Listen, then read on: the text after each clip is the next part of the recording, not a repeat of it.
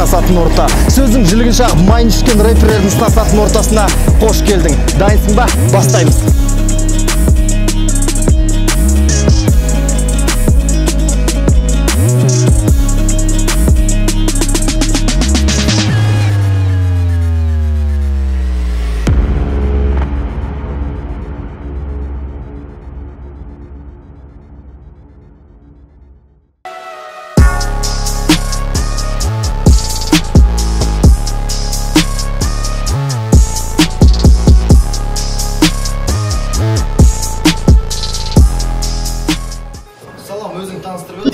GMC White Sheep. Аха, сен қарсыласың Шымкенттен екен, саған әлде қандай қорқыныш тудыра ма? Жоқ, мен Ақтөбенікімін. Ақтөбенің мен Шымкенттің ұқсастығы және айырмашылығы. 20 өткен. Оффлайн батл форматында өзің қаншалықты дайынмын деп ойлайсың? 150%. Түсінікті. Жалпы саған жеңіліс жақын ба, жеңіс жақын ба бүгінде? О, безобед. Жеңіс қой. Қарсыласың жайлы бірер ауыз сөз. Қарсыласым текстін флейва жазып берді, ол жаттап алғанын білем. Шашылды екен білесің. Опа, мұндасың ба? Кеп қалдыр ма, брат? Өзің таныстырып өт? Мадон. Бүгінгі батылға дайындық қалай? Дайындық средний деп айтсам болады. Немен таң қалдырасың бізді бүгін? Жесткий панчтармен. Короче, таң қалдырам мен. Батл рэпте сенде тәжірибе көп, сол қаншалықты көмектеседі оффлайнға? Наоборот, тәжірибе аз мен. Тек қана қара кесекпен айтыстың, и соны семействолармен айтыстың. Түсінікті. Саған сәттілік. Рахмет.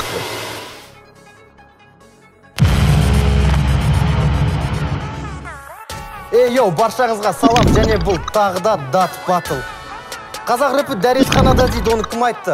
Дәл мынандай рэперлер және дәл мынандай тыңдармандар тұрғанда қазақ рэпі өлмек емес.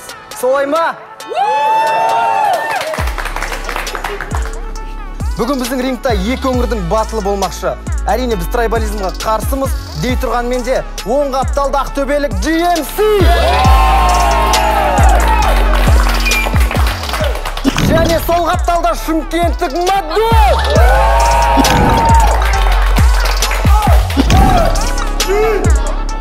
Бірден әділ қазылармен таныстырып өтейін, менің оң қапталымда тұрған әр рэпінен қазақша иіс аңқитын және өте керемет тректердің иесі оңбаған бұрынғы мұңайтар.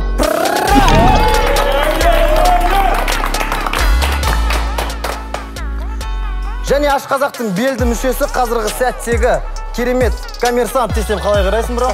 Жақсы орайым болған. Смити!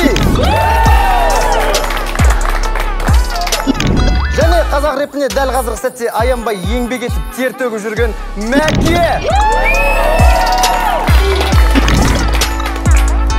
Сөзді көп сөзбай, бірден батылға көшейік. Дайынсыңдар ма? Дайын. Датың бар ма? Конечно. Датың бар ма? Давай. Даттасамыз онда. Йо, бұл дат.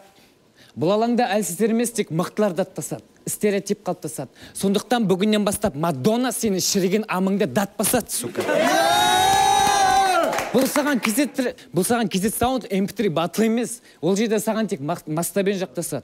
Сыйлыққа ақшалы сыйлық қояды, жеңімпаз соңында жеңіп тұрып ақшасын сұраса, білесің ғой, бастарын алып қашады. Мәкеге ақынға маған солай жасады. Не масқара?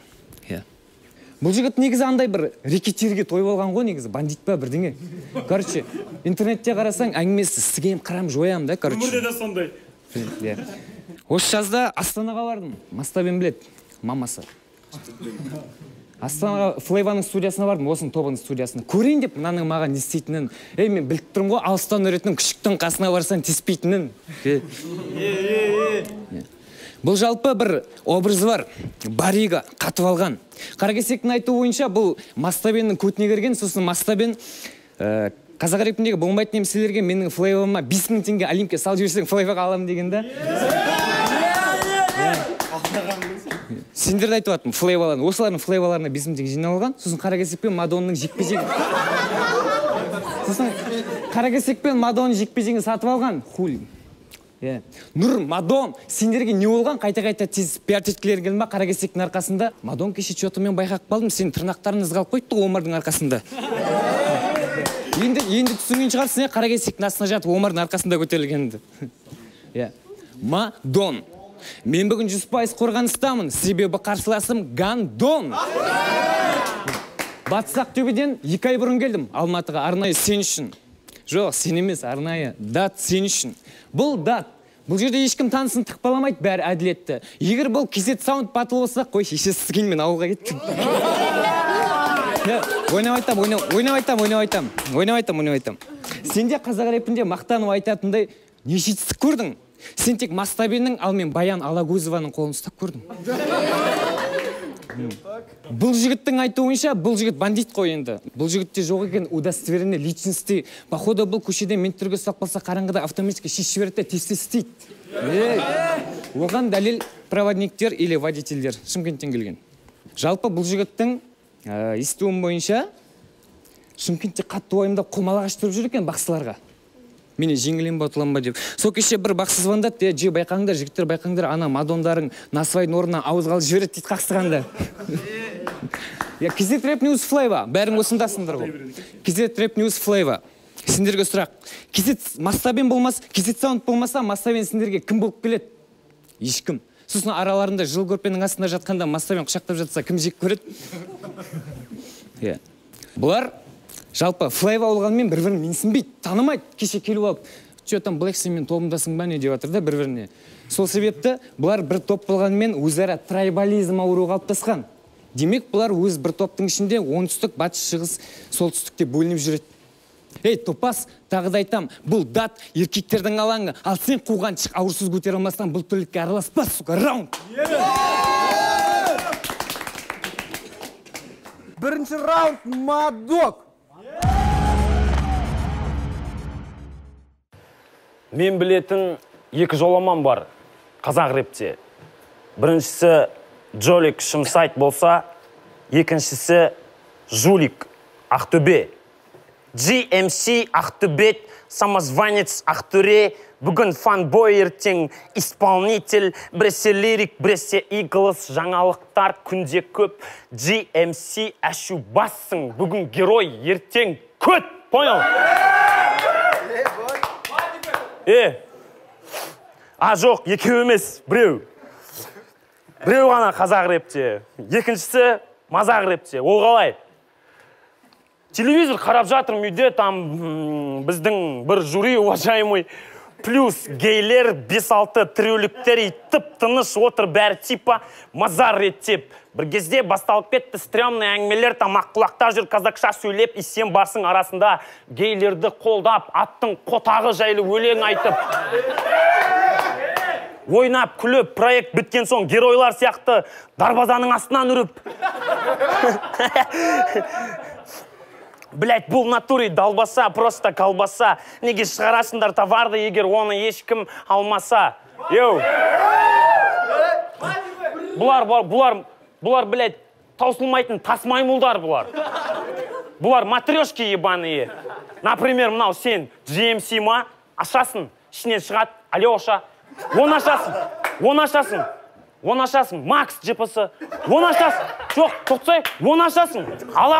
Алақай. Пошел ты нахуй, балақай, мен сендерге фит бермеймін ешқандай, понял?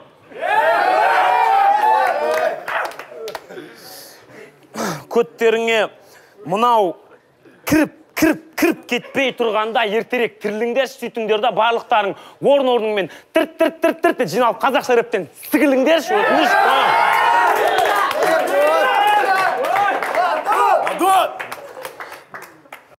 Сен ең крупныйсың ғой арасында, телевизордан көрінген звезда. Но признайся, сука, когда ты там стоял, читал, у тебя в душе плавал пизда. Түріңді тыжырайтпа, сен тыңда, болашақта боянатын бала анда-санда, капюшонның астынан жай шыға келмеш. Егер сондай болып жатса жүгіріп кеп амандаста, бірақ тұра бермеш, сол жерден сразу кетш, ато сразу дық и сен деп отырып қаласың өзі.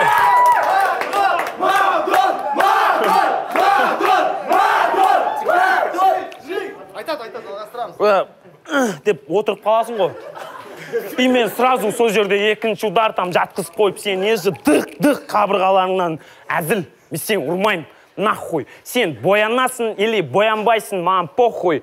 Если честно, сен мен үшін ай далада аппақ нивадан қашып келе жатқан қояндайсың, понял? Маны искеп ал, есіңде сақтап қал.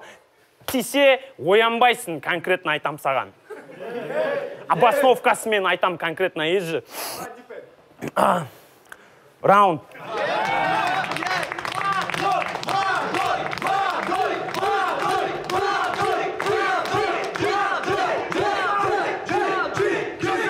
Тыныш.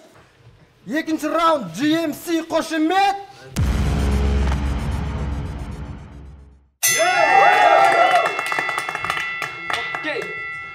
Мені таниды көбі, ұнатпаймен артық сөзді. Мөлдіреген көзді көріп тұрмын алдымда. Туған жерім Атырау, есім жасамақ төбе. Бұл өнерде жүргенмен биыл 9 жыл, сондықтан Мадон, тіслет бүгін сенің қақ төбең.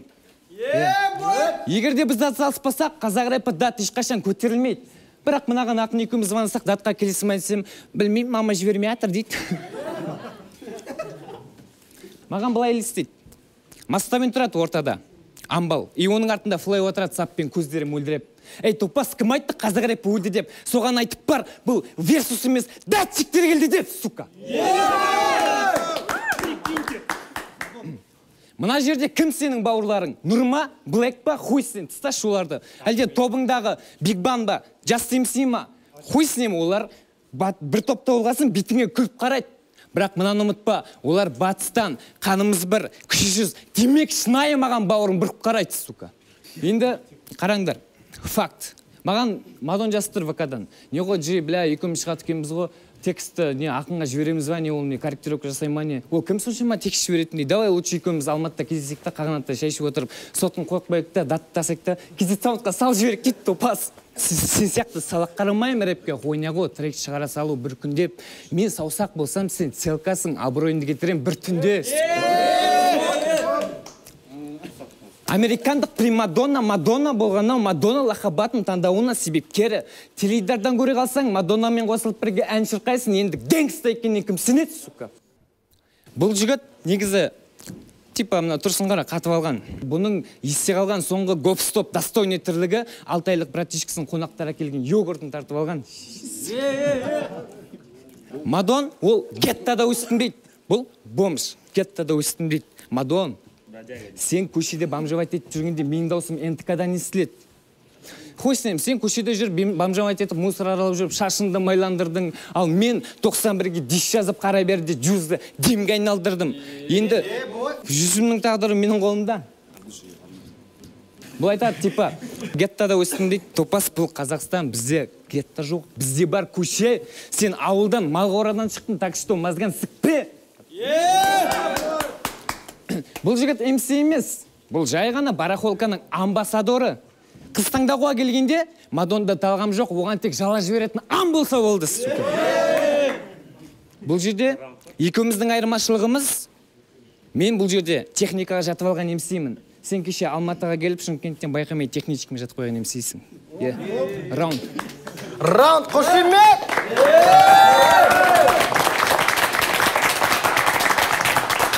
Мадон, екінші раунд шу береміз! Дело принципа, менің бауырым жеңілді, інім жеңілді. Мен екінші раунд айтпайым. Шының ба сенің, әлде қалай? Шыным менің. Раунд.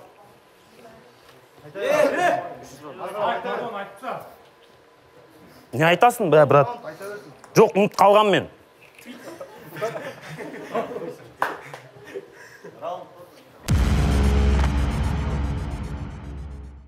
Нағыз рэперлер қайдан кенет? Жастарға арналған ең керемет стиль. Нағыздың демеушісі.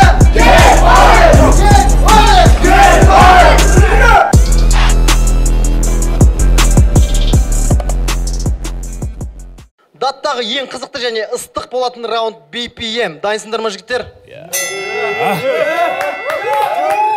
Бірінші болып бастайтын GMC.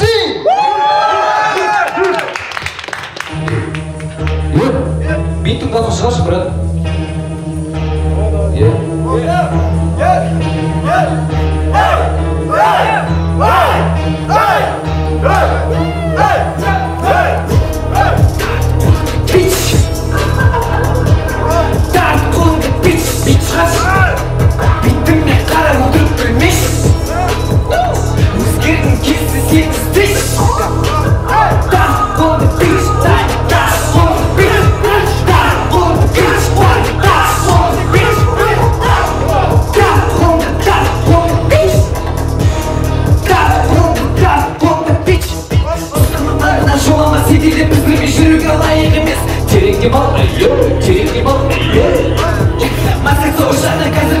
ешкімге сенбейтін бұл каннибал. Көп сөйлеме шырайлы, зар каннибал. Жасаған дүниең сенің қадетті, биттерге жазасың ол да қадет. Еренсің егер де қолыңнан келмесе камекті сынамай күшік жаттай. Қазіргі тыңдарма не салыңдар, біріннен кешіріш менің бес балама. Жағында қайрам егер де осындай кредитке қайтадан қайталасам.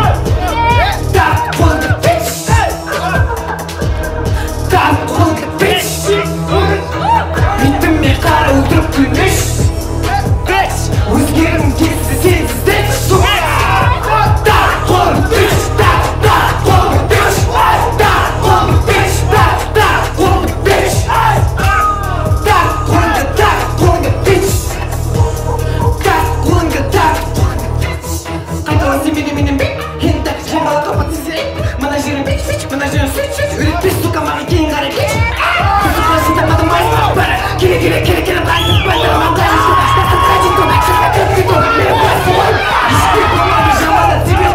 Ешқашан өстектен елмейді, егерде тертеуге бермейді депесің, нәтиже ешқашан жеңгісін бермейді. Дай, сұрастан ғана бәрі дай, сөзге аплапты бар, білек бұлмен тікпейді, айбан ол жеді. Так, қолыңды кеш. Так, қолыңды кеш. Бетімме қара ұлдып күлмеш. Өзгерің келсе сенсіз дәт.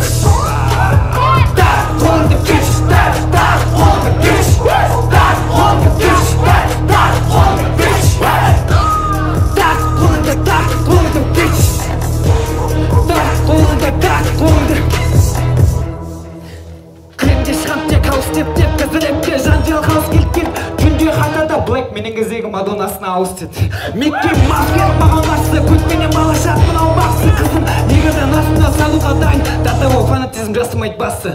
Салбырат екі тасы, қызым мені көргенде суланды асты. Қызым мен төсекте ойнасып жатқанда есіктен сығалап бәрін құртасын. Салбырат екі тасы, қызым мені көргенде суланды асты. Қызым мен төсекте ойнасып жатқанда есіктен сығалап бәрін құртасын. Так, қолыңды тач. Так, қолыңды бич. Бетімме қара ұлтып күлмеш. Өзгердің келсін сен жүзден сука. Так, қолыңды бич. Так, қолыңды бич. Так, қолыңды бич. Так, қолыңды бич. Так, қолыңды бич. Так, қолыңды бич.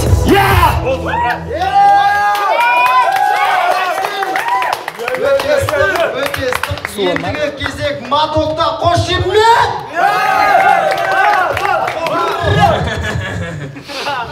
Раз, бір-екі-үш. Раз, бір-екі-үш. Бір, раз, два, три. Так, три. Көттің қыз, motherfucking, сенің бар уайымың. Біз, motherfucking, қыз, motherfucking, қыз, motherfucking, тақпағыңды айтты балда. Сыз, motherfucking, қайным қумашымендей, жездеңе әзілдейсің, еркелейсің, мейлі дейм өзің қара. Шик қолдардың әңгімесін, бордағы баласың, әлі өспеген шаласың, інілерім бар шүкір жолықсан таласың. Свет өшіп қалғандай түсінбей қаласың. Да, ну, гүлбану деген сезім пайда болып нем, алыстана балағанша жақындап келіп қарасын. Тип қашып, сен тип қашып, DMC, актриса от бога MC, а типаж типа хип-хоп, сипа, лезь, суки, ты же вроде ступид, давай дальше тупи. Эй, сығып тастадым, рэпіңді сығып тастадым, жеңісіңді ал, сука, көтіңе тығып тастадым, понял? Раунд нахуй.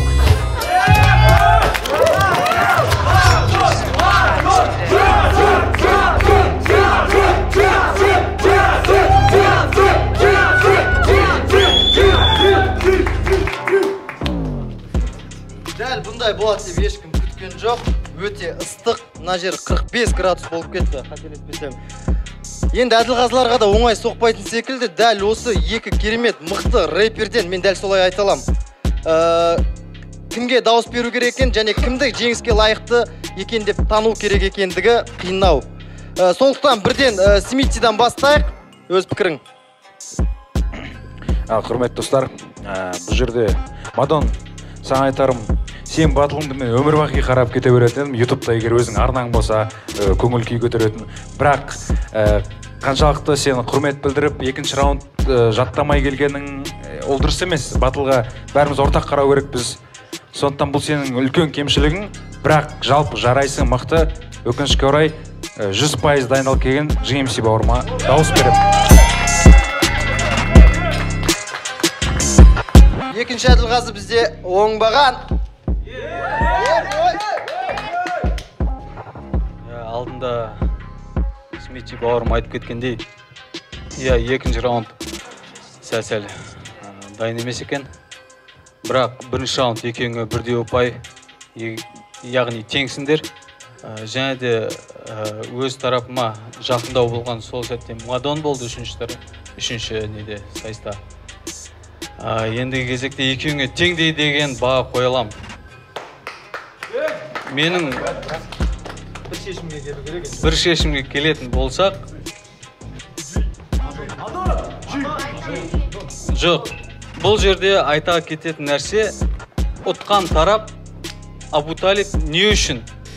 Мадон сәл қазақилықтан алшақтамасаң, бүкіл текстіңді қазақша қылсаң, сол кезде нақты ұтуың мүмкін еді. Сәл-сәл орысша қосқандықтан сәл енді кеміттім, айып етпе. Абу Талиб.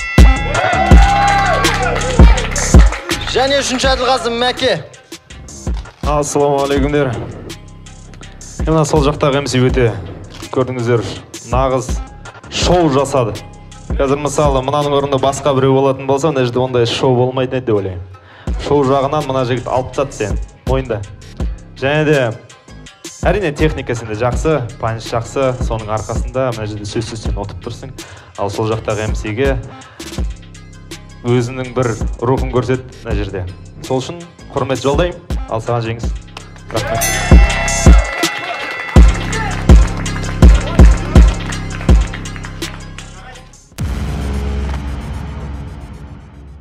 Шыны керек, батыл өте қызық болды және айқын жеңіске жеткен GMC қошемет!